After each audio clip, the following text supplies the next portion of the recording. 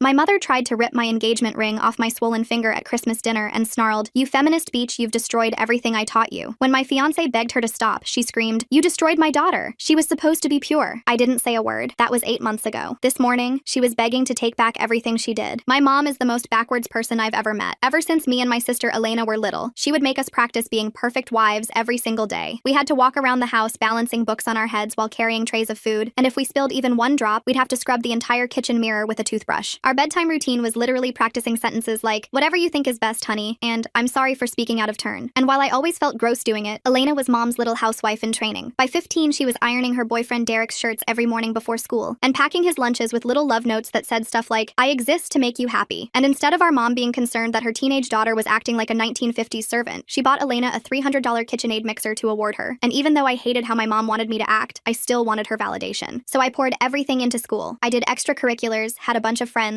was every teacher's pet. So when I finally got accepted into Northwestern's business school, my mom was the first person I told. "Congrats, honey, but I really wish you put this much effort into finding a nice boy to take care of," was all she said before throwing my acceptance letter into the trash. The breaking point came a week later. I came home to find Elena with a black eye, poorly covered with concealer. When I tried to talk to her about it, she actually laughed. "Oh, this? Derek just gets a little carried away sometimes. It's actually really sweet. It means he can't control himself around me because he loves me so much." That's when I knew I lost her. But if that's what my mom wanted, then I figured I should at least try to make her happy. So in the summer before moving out, I dated the worst guy I could find just to get one single approving nod from my mother. My BF Tyrone would check my phone, told me my friends were bad influences, made me share my location 24/7. I knew it was wrong, but when I brought him home for Independence Day, my mom's face lit up. She even hugged me for the first time in 3 years. Fast forward 4 years later, and I graduated with a bachelor's degree in finance. I had been in therapy for months, found an amazing partner named James. He was the oldest brother of 3 little sisters, and he treated me like a queen. Listened when I talked, actually made me laugh, planned every date. So when Christmas came around, I was actually excited. I thought maybe, just maybe, my family would see how happy I was. He kept reassuring me that things would be okay, and that my mom would love him. For a second, I actually believed him. So when I knocked on the door, I had more confidence than ever. But Elena was the one to open, and she looked like a ghost of herself. Bruises poorly covered with Dollar Tree concealer, walking with a limp she tried to hide. My heart shattered, and I guess hers did too, because as soon as she saw James help me with my coat, she gasped, "Oh my gosh, Mia, you're emasculating him in public?" James politely introduced himself and mentioned how proud he was of my promotion. That's when my mom's face went from a fake smile to pure rage. "A real man doesn't let his woman outshine him," she hissed while grabbing my wrist so hard it left marks. And that's when she noticed my engagement ring. "You feminist beach, you've destroyed everything I taught you," she then screamed while literally trying to rip the ring off my finger. Elena jumped up and grabbed my shoulders to hold me still while mom kept pulling, except she was pulling so hard my finger was turning purple. James immediately called 911 while trying to pull them off me.